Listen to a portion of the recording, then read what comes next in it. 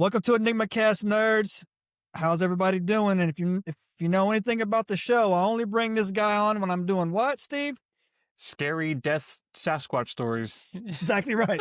When Sasquatch is killing people, I don't want to be by myself, so I call my boy up, Sasquatch Steve Taylor from up there in Northeast, up in New Jersey. Steve, how's Yes, it going, sir. everybody? Say hi to all your fans, because you got a lot of them on the show, man. I got a couple here and there, and I appreciate it. Yeah, everything's going good. I woke up to a nice frost outside in Jersey today, so, but what are you gonna do? That's how it goes. Moved to Maybe Florida. I That's could. what That's that's what what I did. someone else here did, yes. So look, everybody too that likes to jump in my DMs. Steve, Yes. without even being rehearsed, how many times have I literally told you, Steve, move down here to Florida with me? Seriously. Many, many times. Even before you moved down, you were telling me to move down there. Exactly right. Before I moved down there, I was telling this guy to move down here with us. So you got a little fan base up there who think I mentally and emotionally abuse you.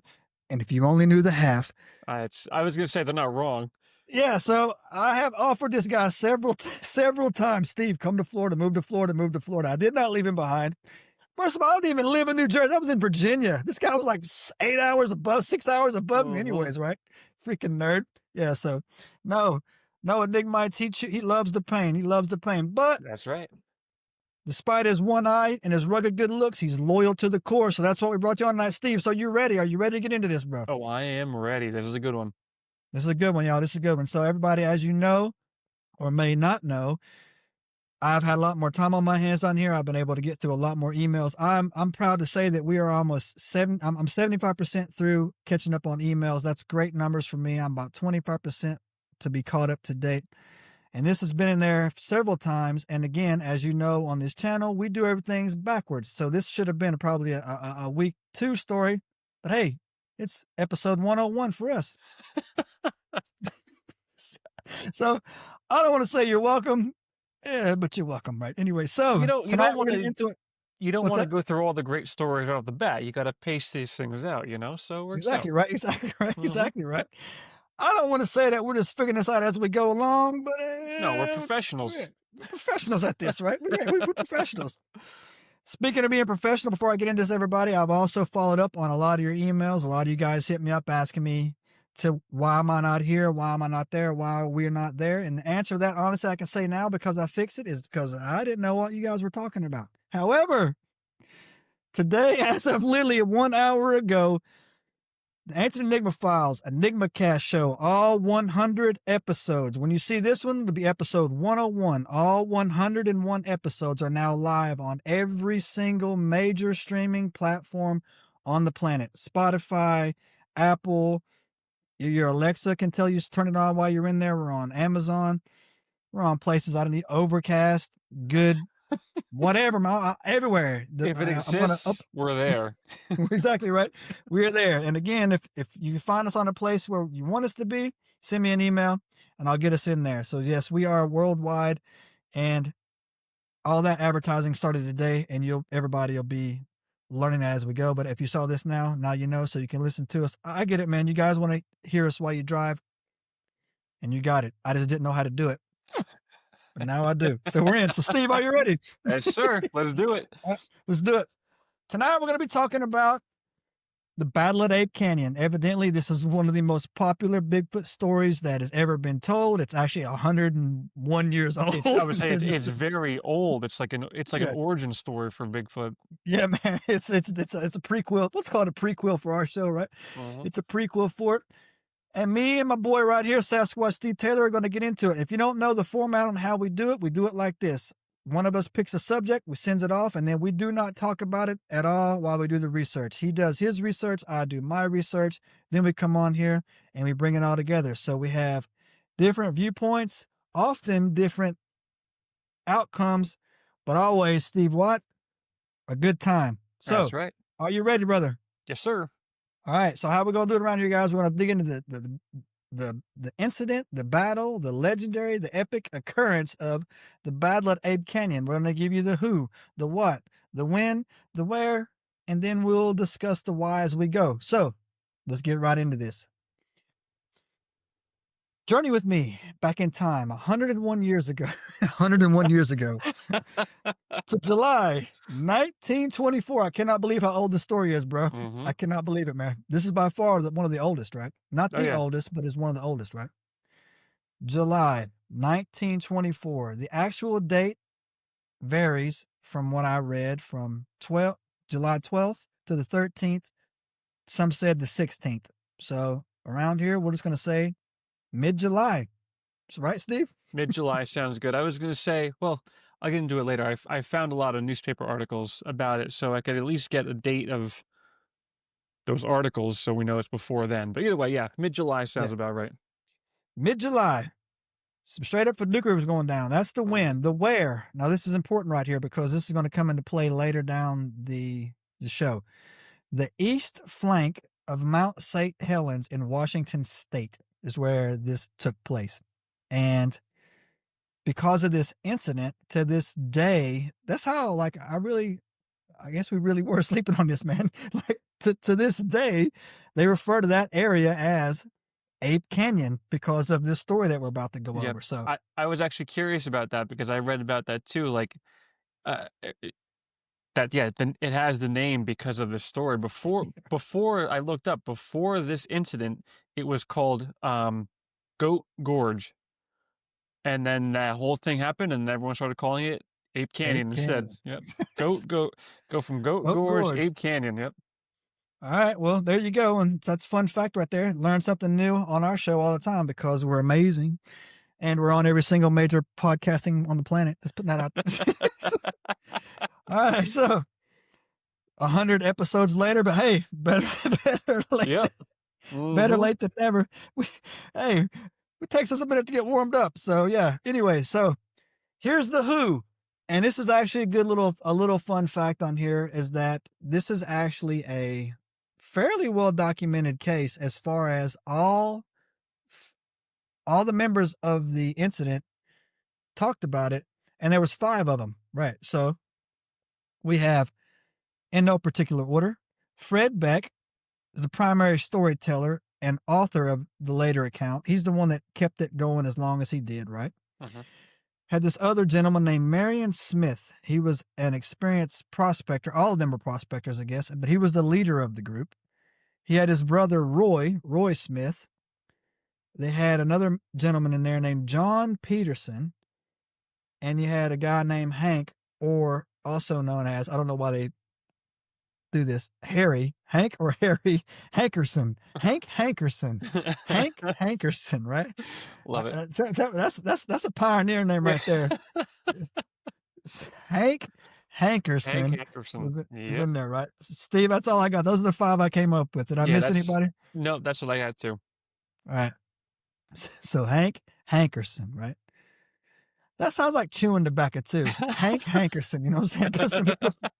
Put some hair on your chest with a good old chaw of Hank Hankerson, right? Yeah.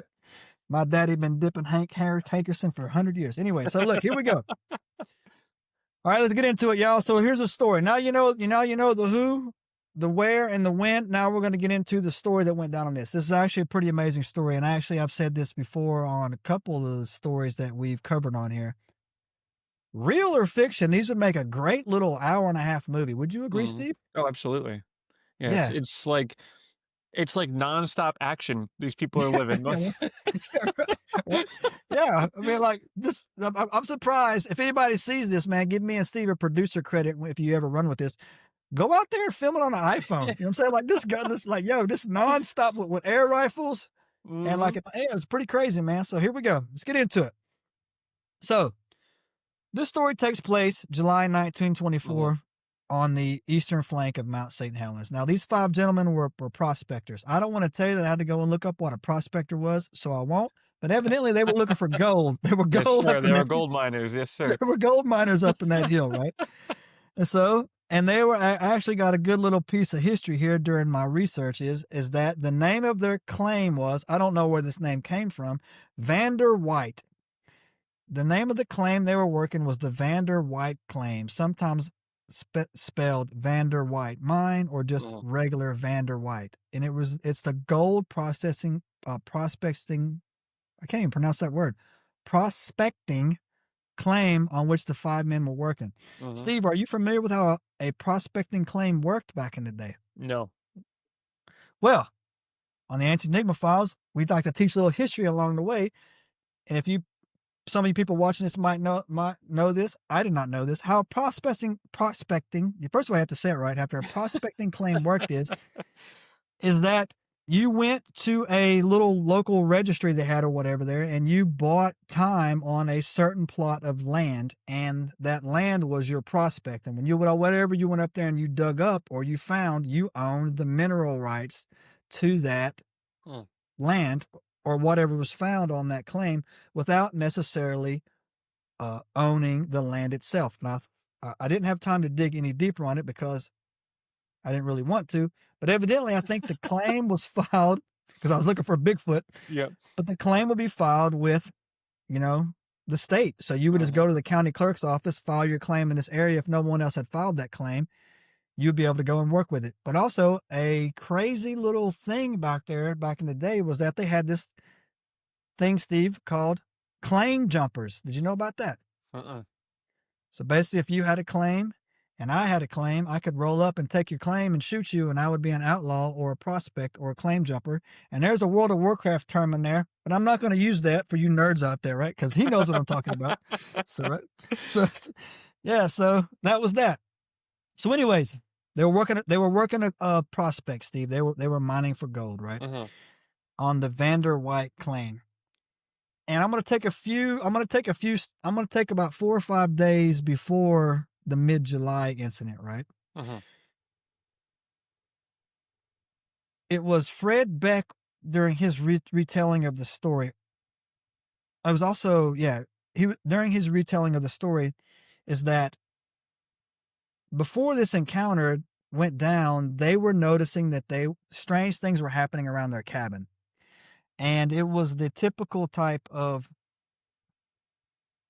Bigfoot things that we've gone over before on our show, Steve, on the show, Mhm. where non-life threatening, but hearing chirps, hearing knocks, hearing whoops, finding, Mhm. strange little things going on, right? Did you find that as well? Yeah, I saw that the first evening that they were out there, that they claimed that they heard like what what they described as wild howling, and it was different from just, whatever natural kind of animal noises you would hear during the night. So that was something that kind of kept them up the first night.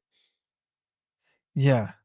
It's crazy, man. Mhm. So again, so I mean, we've heard that before. I mean, that's nothing that's like, woo, make Yeah. me, we got some time under our belts in the Bigfoot investigation, right?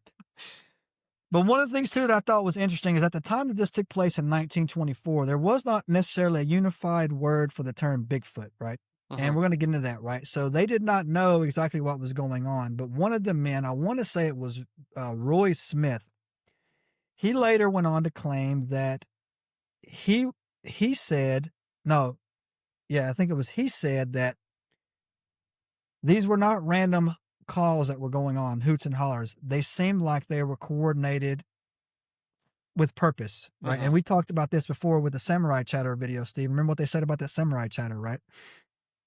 Um, Gotta be more specific than that. But they said well, during the analysis of the samurai chatter, they said we don't know what they're saying, but it's definitely a Right. language of some They're sort, right? communicating. It's not Yeah, just random noise. There is communication with like you said, with purpose. They're actually yeah, trying to yeah. I don't know, plan something, but they're talking actively. Yeah. Yeah, there was intent behind the chatter, Mhm. right? And the same thing is what he went on to say, that the same thing is that, what, they couldn't, they knew something was happening. They knew it wasn't, animals that, because these guys have, back in July 1924, these guys were walking with lanterns, you know what I Yeah. mean? So there were no flashlights. Right? So they had some time. These guys got some time in the woods, man. So like they knew that, they knew that it wasn't an known animal to them, right? You're right. And he said that he could tell that they were, whistles and calls and knocks, and he said that they were going from ridge to ridge, and they would start right around dusk, Mhm. and they would, carry on through the night, right? And they knew that it wasn't wild animals. They knew what all these wild animals sounded like. There was no radios back then. There was no TV at night. Mhm. These guys were in that cabin, and this is how it was, right? He says, and they were persistent, right? And that's the thing that he said that put a couple of them, not all of them from what I read, a couple of them, became uneasy, right? Like they Yeah. were just, "Hey, man, something's wrong. I don't know what it is, man." And they found it very, unsettling, right? Mhm. And I can imagine that, bro. You know what I'm saying? Like, we're in there with a lantern, Yeah. and right, and it's like this 5 guys there eating our cornbread and beans, and we're hearing some Mhm. weird stuff going. Yeah. I don't know why. I got that whole thing in my head, right? Like, it's cornbread and beans, right? And You there's a couple you, me, and couple Jay sitting in the cabin. yeah, right? Just talking it up, man, talking it up, and then eating the cornbread and beans, and, like, who's gonna go Uh, outside and wash the skillet, just things like mhm. that, right? And hearing that going back and forth, I can see where that's going from. Yeah. And then, also too, by on, like, the 2nd or 3rd day, Steve, did you read about these prints they found? I heard that it was what I saw was Hank had noticed that there were large Yeah, footprints outside, and he said that at the time he didn't think anything of it. He thought maybe it was a bear or something like yeah, that. It was he had seen them, but he didn't it didn't click in his head or anything. Because again, Bigfoots weren't really a thing back then either. It wasn't something that was on his yeah, mind. So he didn't give it any second thought. But yes, they saw these big tracks outside the cabin. yeah, and so good old Hank Hankerson just, like, you know what? He noticed them, he said they were about 14 to 16 inches long, right? Mhm. And you know what? He just, "Hey, it's just one more day out here in the wild, man," you know what I'm Yep. saying? Yep. And they didn't think about it. And it's funny too because I did a brief cross analysis on this. We actually did a story on our channel, you can go look it up, where Steve and I talked about the very first ever reported Bigfoot sighting came out of British Columbia, which is actually north of this location. And it was, I want to say 1850 or 1845 or something like that, right? Mhm. Remember that, Steve? Yeah, the one was God, what was that called? The name's escaping me, but I know what you're talking about where they attacked the house Yeah. And, and and they went they down the river. Yeah. and then the Bigfoot ripped apart the 55-gallon fish barrel. Fish barrel. Yeah. The fish barrel, right? Yeah. So, Yep. fun fact, everybody, as we get into this, the same park rangers, not the very same men, but the same rangers, forest rangers, and that investigate this thing were also the same company or the same people that went north into Hmm. Canada almost, 70 years before this and investigated that as well. So, fun fact for you, right? So, enough of the boring stuff. Let's get That into no, this, that Steve. Are that you was ready? a fun fact. I didn't know that. That was good. Yeah, yeah. So remember, yeah. So the same, it's in my notes on here. We'll come across, but the forest rangers, Mhm. the group, not the same individuals because they weren't the same people alive, but the Yeah. same, organization were the ones that went forth 70 years prior to went into this, and they were the ones that actually, investigated this as well. So Mhm. now here's where it goes sideways out here in the wild, right? Mhm. One evening, mid July, one afternoon, I should say, these guys were scouting near their mine, and this is where the story kicks off, man. That all 5 men, right? All 5 men, right? This is pretty impressive, right? All 5 men spotted a tall, upright, hairy covered figure standing by my account here, standing motionless by a pine tree on a ridge, right? Beck said it was about 6 to 7 feet tall with long arms and dark ape-like shape about it, right? Marion Smith, the group's leader, the other four, according to the sources that I read, the other four kind of like what the kind of froze, right? But my man Marion Smith, calling him Quick Draw McGraw, just pulled up the rifle and drew down on it, right? Right. Uh, for some unknown reason, Marion Smith pulled up his rifle and started laying into this thing. Steve fired Mhm. off at least 3 shots. Says he hit it and it disappeared back into the brush, right? And that's the jump off point that I got in my notes. Did you come across anything like that? I had something a little different, same idea that it wasn't all 5 men, but that I had that it was at least Fred and Hank were going out, to get water from a nearby stream, and then the Right. same thing, they saw what they reported as a 7-foot tall, hairy ape man. And yeah, Hank whipped out his, and on my story, the one that I read, Hank whipped out his gun and started unloading on him. So,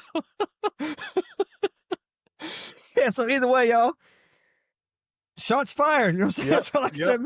said, so either way, man, the men went out, they encountered these things, and man, oh man, alive, man, they went up and they started firing off. So somebody shot at it, somebody hit it.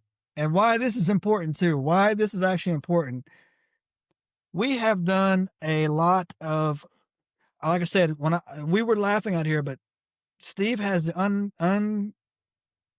the knack of showing up when we're doing Bigfoot's murking people videos, man. I don't know what it is, man. We have done the Choctaw Wars in Oklahoma. We've done the No. Siege of Enobia. We've done Portlock, the Portlock siege out of there in Alaska. Portlock. Yep. People are always getting ripped up.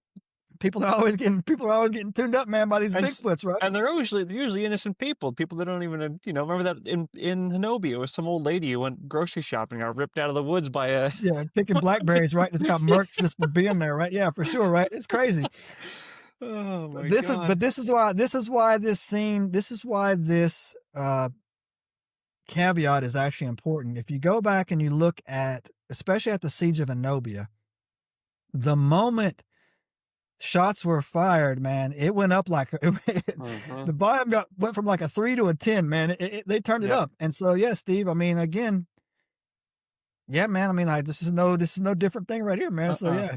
yeah, You're right, that's how it always seems to go. It's like, the Bigfoots, the Sasquatches, they always start off like, they're cautious. They're like, "Who are these people? What's going on?" They're just kinda watching, like, they're watching their territory, which is understandable. You wanna right. be protective of your things. But yeah, as soon as that first fire gets shot, the rocks come hailing down, the houses start getting beat on, like, it gets Yeah. intense. They Yeah, they it gets intense, man. And so that's exactly what happened here, y'all. Mhm, One of the five opened up and hit it, right? And then when I look at the Siege of Nobi, that's when it went crazy too. When they mhm, actually dropped their first one there, it went crazy. And so the guys fell back to the cabin, talked about what they saw, right? And then of course this was around late afternoon, it was getting dusk. And again, here's where this canyon literally gets its name from, is that so first of all too, and it's another thing that's important here. I need to take a step back in my thoughts right here. Beck was the primary storyteller later on down the road, but Beck also said in one of his memoirs, right, that looking back on it, he agreed with what Steve and I just said. He said that he knew that as the night progressed, it was because they shot at one of them that they were trying to make them pay for what they had done, right? That was I'm going to do his quote. It was then I knew we had shot at one of them and they meant to make us pay for it. That's a direct quote from Beck's uh, memoirs there, from Fred Beck's memoirs, right? That he knew it, right? uh-huh. So they fell back to the house, talked about what they seen. Soon as the sun goes down, man, it's on. They're hearing hoops, they're hearing hollers, and the guys are just, according to Beck, he said that they were in the cabin. Again, I got a visual here. They were in the cabin, lantern burning. They all had their rifles across their laps, and they were just sitting there, just hearing what was going on outside. And then next thing you know, the cabin just gets rocked. A big old boulder comes flying in from somewhere and just rocks the cabin, right? They And always seem to do that in all the stories. They start hurling rocks at the house. yeah, This is like the 3rd yeah, or right, 4th time that we're hearing this. They just start unloading rocks on the house. yeah, man, that's right. Yeah, so that yeah, that's the thing. They start throwing rocks at the house, man. Mhm. And I got a conflicting report here as well that one of the boys, it was actually Roy Smith, Marion Smith's brother. He actually stepped out onto the porch and started letting off shots in random direction after the boulder hit the house. Did you get that on your end, Steve? I didn't hear that specifically, but I did see there was multiple mentions of where, while they were under attack, they were just firing off to try and scare them off. So Yeah, whether it was that specifically, I'm not sure, but I did yeah, hear that they were just trying to shoot them or shoot and scare them off. Yes. yeah, man. So yeah, and then again, like these guys went into like, you got to admit, man, they weren't. You must have had. You had to have some starch in your pants, man, to be a prospector back in the days, right? Like these guys, they didn't huddle up. I mean, they ended Mhm. up, as we go along, we'll get into it more, but they went out there and fired back, right? And so how it goes into the whole, this went on again. This is not the first time we've seen this, man. It went on from dusk till dawn, man, from sundown to sun up, man. And what happened was, guys, watching this is that they got rocked. They threw these these Bigfoots, right? Threw rocks at their cabin all night long. They could hear them. One of the other men, well, it was also reported that they could hear them charging down wherever they were at, slamming their shoulders into the cabin. Steve, did you get that? Mhm. Trying to knock the cabin off Yeah. of its foundation, Slamming right? yep. Slamming the into the house from all sides. Just trying to, like, bust the thing down. Yeah, they were trying to they were trying Mhm. to they were trying to just take the whole thing off the foundation. And needless to say, these boys were not getting any sleep that night, right? And another thing too, man, is that around, it seems to, and here too in my notes right here, I'm looking at my notes. Around after sometime after midnight is when it really just got freaking crazy, man. Like it just Mhm. really got massive to the point where one of these uh Bigfoots managed to punch a hole through the wall. This is crazy to me, I man. I Did you? got that p I was gonna bring it up. I thought you were gonna skip over it, but yeah, I No, got no, this too. go ahead. Yeah, tell that part right No, there, man. It's crazy to me. what I had was at one point, because this is 1924, some dinky old cabin up in the woods, it wasn't like the most structurally sound thing. Yeah, Apparently, at one point, there was like a little slit, like a little gap in some of the wood there. And apparently, Hank was looking out through this gap to see if he could see anything. And he said he saw some shadowy figures. And then all of a sudden, a big Bigfoot fist comes flying through the wall, breaks a hole in the wall, and apparently this thing grabs an axe and is trying to pull. That's what I got. That he grabbed an axe and then yeah. they started firing at it, and it. I don't know if they hit it or what, but it let go and retreated. But yeah, I mean, these things are actually doing some damage and getting in on it. Yeah, so literally punched a punched a punched a That's a hole through, first. That's a first. We've had many yeah. attacks. This is the first one where they actually start breaking into the house. Yeah, punched a hole through the wall. Saw sees the guy looking through, punches through the wall, grabs an axe, right? And I can only imagine like they start shooting at it like Mhm. crazy. It drops the axe, right? Pulls his hand back out, right? And then again, it says that these guys were like grabbing hammer and nails and freaking knocking, repairing the hole that he put into the wall right there is right. But that, and again, I got one more here that I came across, and I came across one of these other ones in here too, man, that said that shortly after that happened, Mhm. they started crawling on the roof, and they could hear them above them on the roof, and they were jumping up and down on the roof, and it was knocking like this plaster off the room. But again, like this was like this cabin was made of timbers, man. So like these timber rafters, they were up there, right, and they had these big thick, the big thick Mhm. wooden, shingles up there, right? And they were saying that they were up there jumping up and down on the roof, which is it's crazy for me. It's just wild for me, right? And they and the boys were shooting at them, Mhm. through the roof, right? And but again, that wasn't the craziest. Yeah, again, man, the weight of them on, I'm gonna use the exact words right here. The weight of them, they call them the devils. The weight of the devils, they said they were about 400 pounds apiece is what they thought they Mhm. weighed, right? He says the weight of the devils were actually bending the timber beams in the ceiling that they thought the roof was going to collapse on them, right? To go in there, right? And so that's freaking nuts, right? But and one of my reports here, man, one of the things I read is that they actually stomped a few holes through the wall, through the roof, and they were throwing rocks down through the roof. Did you hear that? I didn't hear that part, but that's crazy. Yeah, that they were throwing rocks through the roof, and one of the rocks, I only found this in, I looked up 3 sources and only one source had this, Mhm. is that Fred Beck actually got hit in the back of the head and it knocked him out, right? Oh my god. Yeah, so Fred Beck got hit in the back of the head by a rock and it knocked him out for 2 hours, right? he was unconscious, right, for 2 hours on the floor, and they thought he was dead, right? They thought he was dead, right? So, but I only found that in one report, and Fred never went and said it, but Fred never went and said he got knocked out though. Like Yeah. Fred never said it, right? Like never went out of his way saying, "Yeah, I got knocked out," right? He probably doesn't So, remember. yeah, right, yeah. So yeah, definitely, yeah. And it was crazy because the siege continued, man. And Beck, again, I'm quoting from his memoirs here. He said that he described the sensation as being trapped in a box under attack by giants. That quote is what he said, right? Mhm. And then he also said that an unexpected side effect started happening inside the cabin is they were shooting so much that the cabin was filling up with gun smoke, right? And Mhm. their eyes were watering and it was hard to see, but of course they can't open a door, Yeah. right? And There's no ventilation. They should have kept exactly right.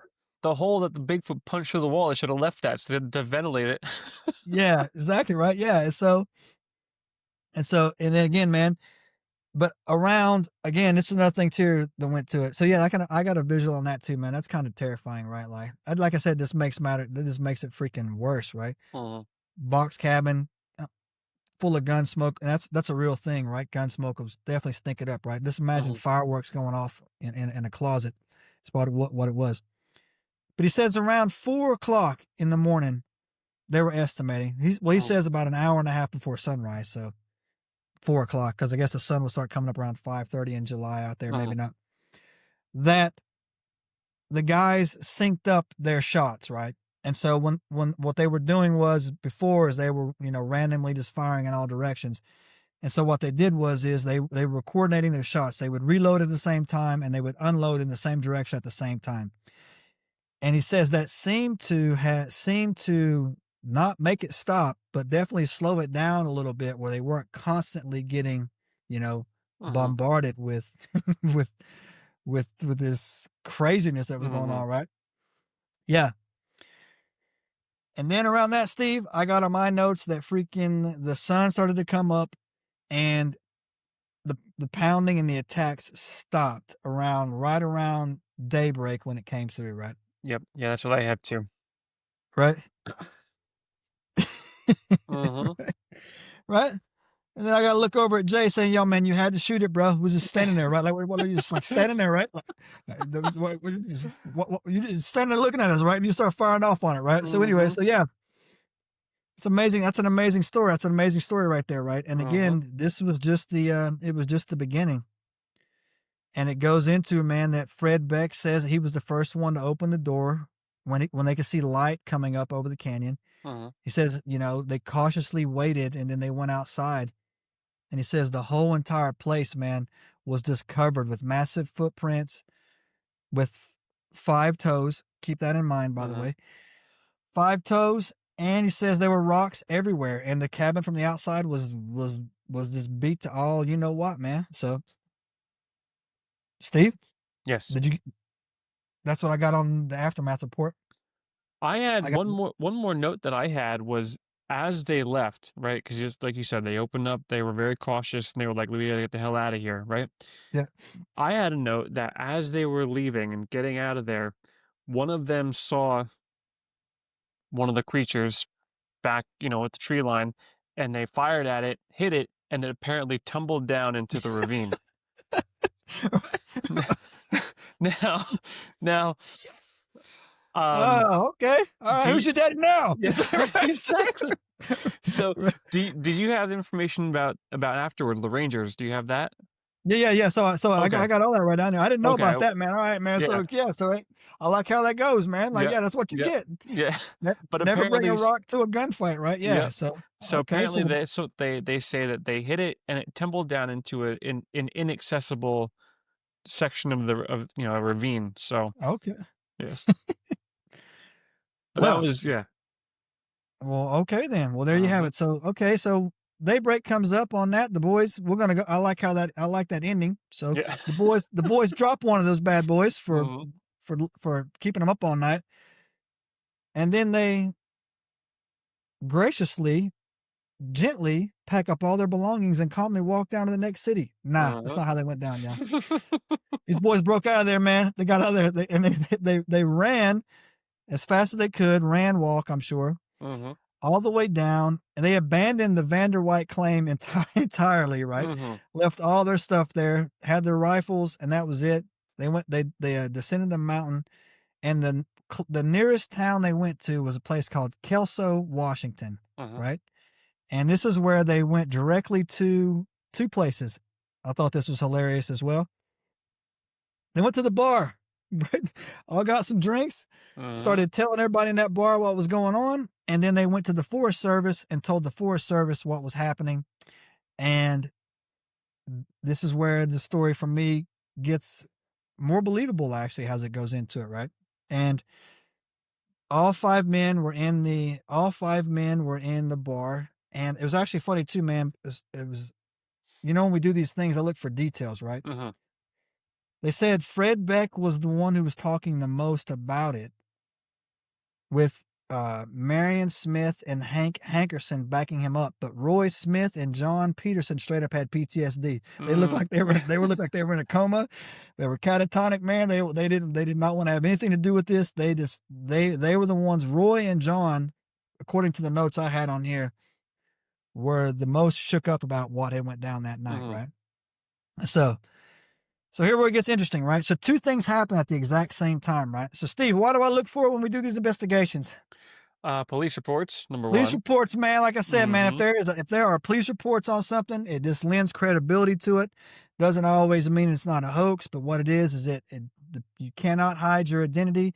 It becomes a form of permanent record. However, Mhm. I don't have access to go back and look at little microfilms on when this was written back in Yeah. 1924, but it is definitely a thing. And I got names for you here, right? U.S. Mhm. Forest Service Rangers J.H. Huffman and William Welch, Yep. right? I got those 2 as well. Yep. Yeah. They bought Beck a few drinks and he agreed to take them back up to where the incident took place. The other 4 were like, no, thank you. Never Mhm. going back up there again. We're out of here, right? And so when they get back up to the place, this is, I couldn't get the, obviously, this report is 101 years old. Mhm. I couldn't, it's existed. I tried several ways to get it to be found on the internet and pulled up, and I couldn't do it. It's just too old. You have to literally write the U.S. Forest Service and ask them to send you, if they'll do it at all, Yeah. the microfilm that this stuff is archived on, and then probably take it down to your library and have it read or whatever. But I believe them. And so, according to Huffman and Welsh's report, that the area was littered with rocks, the cabin was completely destroyed. There were 5-toed footprints out there all over the place. They could not find the body, any bodies, for a matter of fact, on And that. that's the one a note of what I was saying earlier when they said that they shot the one and it fell down the ravine. They said Yeah. they couldn't find the body from the one that they murked on the way out. Right? Right. Right. And so that's what they went. And again, I like the details that I gleaned from this report, the notes, the high end reports. Like I said, I couldn't go in there and verbatim read it, Mhm. but again, it was written exactly like the one that was written when the first one we covered up in I think it was 1850s or whatever. It's no nonsense. It was no Mhm. embellishment. It was exactly, they just wrote down what they saw. Yep. There was 14 to 16-inch 5-toed footprints out there. The cabin was destroyed. No body was found. Even the one report they did, they found they couldn't find any poop. Remember, they could find no feces or anything like Mhm. that, right?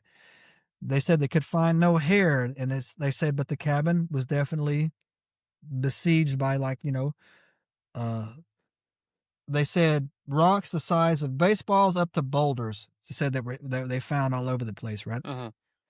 And that was their report, man. They didn't come out and say that it was a Bigfoot. Well, again, there wasn't a word for Bigfoot or Sasquatch at the Right. time, right? Mhm.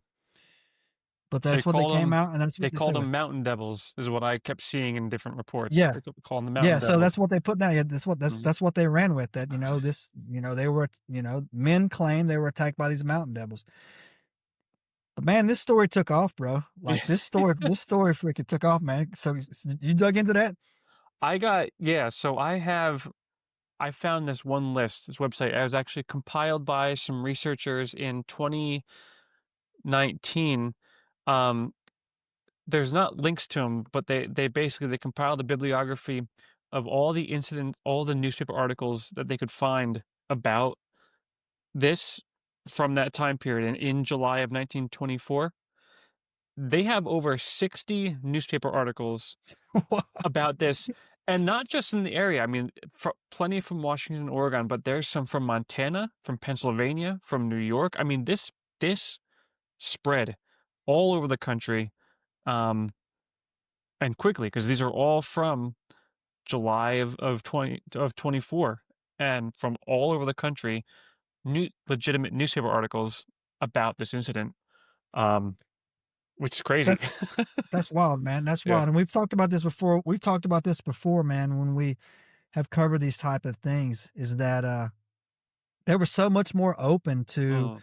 discussing these type of events. Remember, like the first episode we ever did together was how the Jersey Devil, man, they closed schools, brought in Yep. professional hunters. You know what I'm Yep. saying? Right? Mhm. Like, yeah, man. So that went into it. And the story literally became so famous or so popular. And again, Steve and I are the last two men on the planet to evidently find out about this, right? Hopefully somebody else watching our show didn't know about this as well. But here's another fun fact, man. Again, like Steve talked about, they actually changed the name. I didn't know it was called what do Goat you call Gorge. Yep, Goat Goat Gorge Gorge. Yeah. to Ape Canyon, right? Yep. And again, that right there, that's the story, guys. And Mhm. as we do around here right about this time, we start digging into the believability of it and the accuracy of it. And before we do that, though, I got some more fun facts here for you guys, man, to dig into, right? Let's hear it. So one of the things I like to do, and Steve does this as well, is I do two things, right? When I look at this, man, I look for police reports and I look for Native American legends about the area in general, right? To go in there and look at it, right? To look at it. And then after that, I go in there and I take a look at, has this fiduciary carried on, right? And yes, there is in that area, specifically in that area, right? There is a Native American lore about what they describe as a group, or they call it a lost tribe, actually, of the Sihotic, the Sihotic tribe. Did you come across this, Steve? No, I didn't see that. And again, this is going to come full circle right on this, because the Sihotic tribe is what the Native Americans in that area said, that these were a tribe that were 7 to 8 feet tall, covered in hair, and they said they possessed abilities that were unnatural and that they were to be avoided at all cost. Mhm. And again, they would steal dried fish, freshly killed deers, and the occasional women from them, Mhm. right? And then when I heard that and they were nocturnal. They would only Mhm. come out at night. They would not come out during the day, and they were nocturnal. The moment the last part came into the lore, saying that they would, if given the opportunity, these Siatics would steal women. It made me think of my favorite Bigfoot story out there, Mhm. Steve. What is it, Steve? Do you remember the name? Hold on. It's on the tip of my tongue, and you'll say it. I don't know what it is, but I can't think The what it is. Seraphim Long abduction Seraphim story out Long. of There you British go. I Columbia, knew it man. was something with an S. The Seraphim Long abduction story Mhm. describes the exact same things, or creature-like things or whatever. We can go look that up in our archives as well. And she survived it. It held her captive for a year, and she survived it. And we did a story on it. It's amazing, right? But Steve, it's in that general, Mhm. geographical area that went through on it, right? Yep. And I was like, man, dang, bro, like that is wild. But anyway, so ever since, this area has never lost its chill. Like, there Mhm. has been reported of Bigfoot things going on in there all the time. They have an average. This is crazy right here. They have an average, dog, of 25 Bigfoot reportings a year from that area. That's amazing. 25 a year, bro. That's two a month, man. You know what I'm saying? Well, these Yeah. guys are going in there and they're reporting that stuff, right? That's And I thought that amazing. was wild. Yeah. But here's where it's going to get a little strange, and I'm going to have to tell on myself a little bit. This exact same area was affected by the 1980s Mount St. Helens eruption, right? This Mhm. this very area when it went down, right, in the 80s, right? And somebody had told me, and I just this was early on in the channels, we weren't as seasoned as we are right now. Somebody told me that the United States Air Force were treating and recovering dead Bigfoots around Mount St. Helens, right? Mhm. And I was like, yeah, man, cool. You're not getting a T-shirt. That's like I thought it was a lie. I thought it was a lie, right? I was like, I thought it was a lie, right? But Oh. knowing what we know now, I'm literally Mhm. gonna go see if I can dig through my Find that, archives yeah. and email that back, man. Like, and Mhm. again, here's the thing that story in itself is spectacular. But here is what caught my attention when I read this because he said the Mhm. exact same thing to me. They were living in the lava tubes in the mountains, Mhm. and when the volcano erupted, that's how they stayed warm in the winter during the day. But when the volcano erupted, it blew out all those tubes, right? Got blown out, right? Right. Like some of them just got collapsed on, right? And I was like, man, and that's exactly what they said here, man. They're saying that lava tubes are all over Ape Canyon, man, Yeah. all over it, right? And it's actually it's in this place called the Guilford Penchant National Forest. Mhm. Is right in the area. It's regularly mentioned in connection with several Bigfoot lores in the area, but it's also littered with caves and lava tubes from Mount St. Helens, right? Mhm. And I was like, I owe that guy a t-shirt and an Yeah. apology, man. I'm like, all right, man. Well, here we go with that right there. Mhm. So, Steve, Yes, sir. you know how we do around here, son. But you know how we Mhm. do about here on this time, man. Credibility aspect, Steve. What are you feeling? Where's your heart taking you on this? Well, you know me. I love the stories. I usually don't believe it. And I will say that this is pretty extreme of a story. I enjoy it. I really did. But I will say, like we were saying before, I mean, like there's good documentation on this. There's that early, no nonsense ranger report, that's out there. Mhm. And on this list that I have open right here, I'm telling you about um this bibliography of over 60 newspaper articles from all over the country Oh. reporting on this incident. And I'm looking at this now, and it's funny that you just mentioned the word before with the Native American lore that they said it was a tribe, because one of the titles right here, Eight Men Tribe is found, and that came out of the Evening Journal, which is a newspaper from Hamilton, Ohio, July 17th. Um, it's just, like, if it's a hoax, it's a pretty good hoax that really blew up and got a lot of people's attention. Um, Yeah. Well it's done. it's well done, well documented. Um,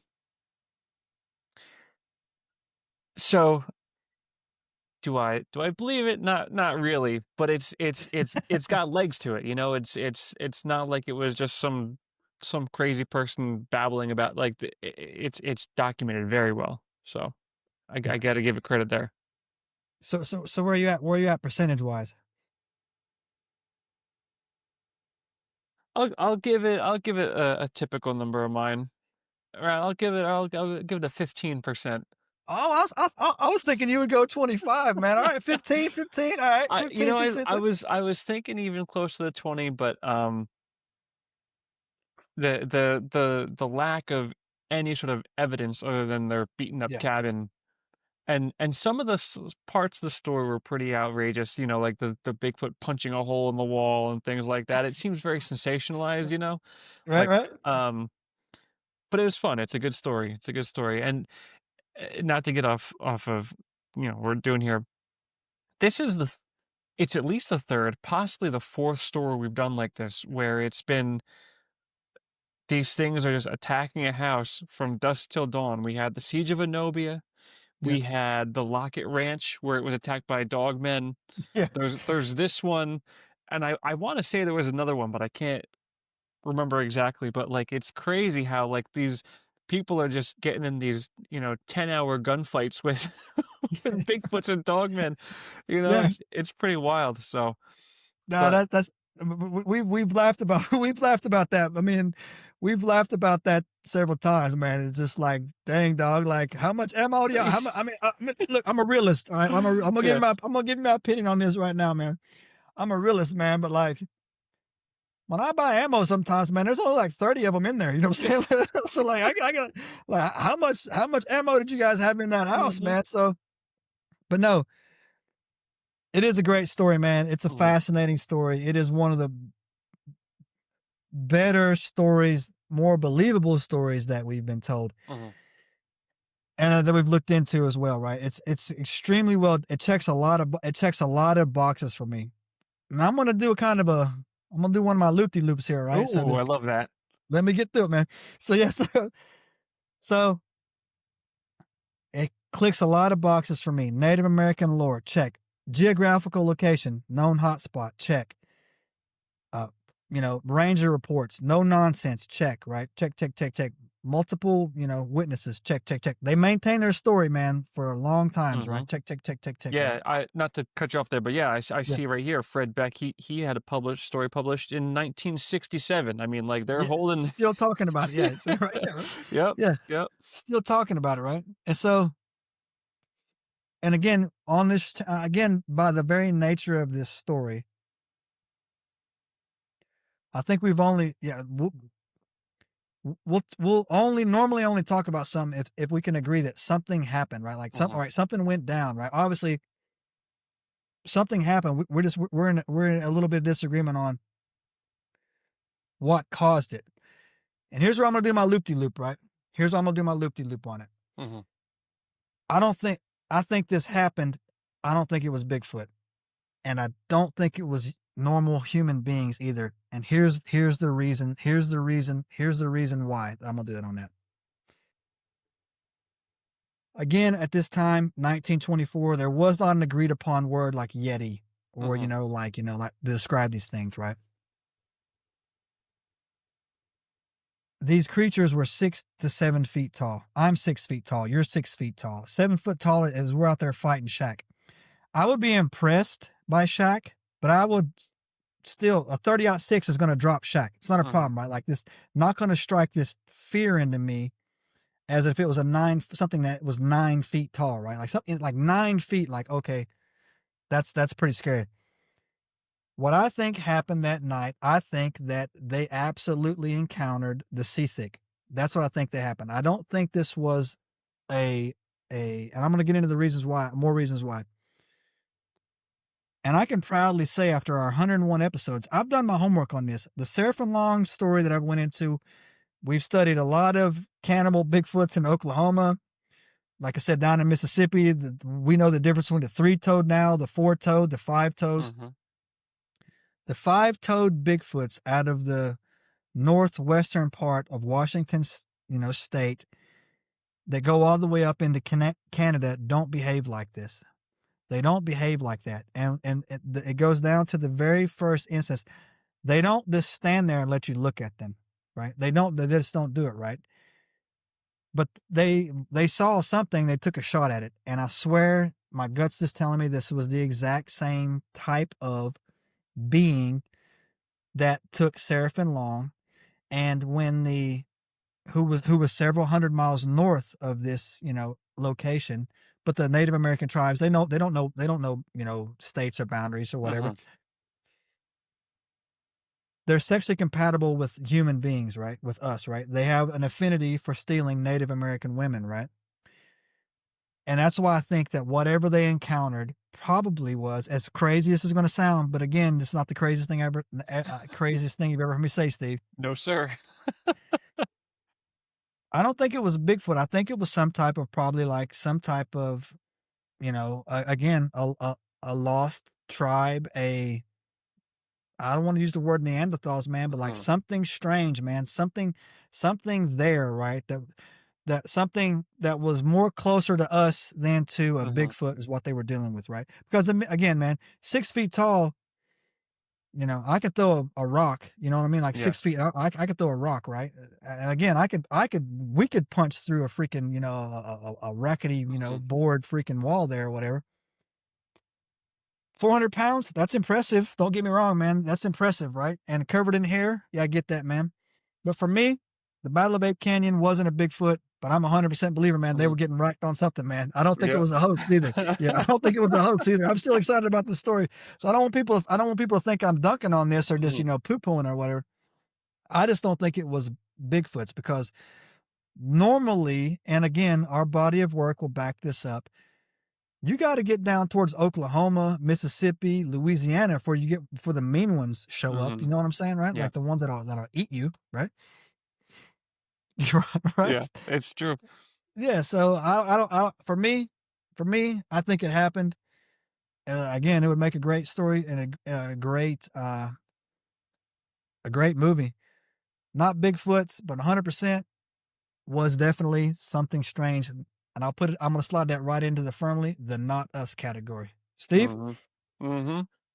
So not, It's not funny that bad. you mentioned this, what you were just saying, because again, I on my screen here, I have this list open of all those news articles that came out after it happened, and one of the titles here, and I'll have to see because it's just a list. They're not links to any actual reports, but the one article here is titled "Clue to Gorilla Men Found, Maybe Lost Race of Giants." Right? So, like, Right? that's tied Yeah. exactly into what you just said, you know? Yeah. So, So they that's were where my even gut, thinking about that back then, yeah, 1924, everything about July. them, man. Yep, So that's where my gut's taking me, brother. That's yep, where it's at, man. That's where yep. it's at, bro. So yeah, we're gonna go with that. But anyways, Alright. guys, good story, Steve. Again, I think this is gonna this. I'm happy we took the time out to research it, get into it, man. Yeah, So, absolutely. man, you got anything to add to it on the way out here, bro? I'm just gonna do a quick shameless plug here. This list that I keep talking about, I'm going to share it on the Ancient Enigma Files Discord. So if you're not a member of the Discord, please check any of the links in the description, all that kind of good stuff. You can see we always like to share cool stories and these little supplemental facts on the stories that we do. So join us. Yep, that's it, guys. Right there. So, guys, as we wrap up, you know how we do around here. If you enjoyed this show, give it a thumbs up, give us a subscribe. If you didn't enjoy this show, give us a thumbs down and know that you are a loser. But we still respect you on it because who could not enjoy this show? Great topic. Let's do it. And again, guys, we are now live on every single podcasting platform on the planet. You can hear us in your car, in your commute. Go in there and do it. I even put myself on follow the list. I guess there's a pod chaser where you can go up there and it's like IMDb for podcasts. Go out there and check it out as well. And again, if you got any comments, suggestions, or follow-ups, please leave them in the comments below. And Steve, got anything else? That's it for me. And you know how we do around here, nerds? That's all you get for $1 tonight. And we're out. Subscribe now and turn on the notifications to join us on this extraordinary journey into the unknown.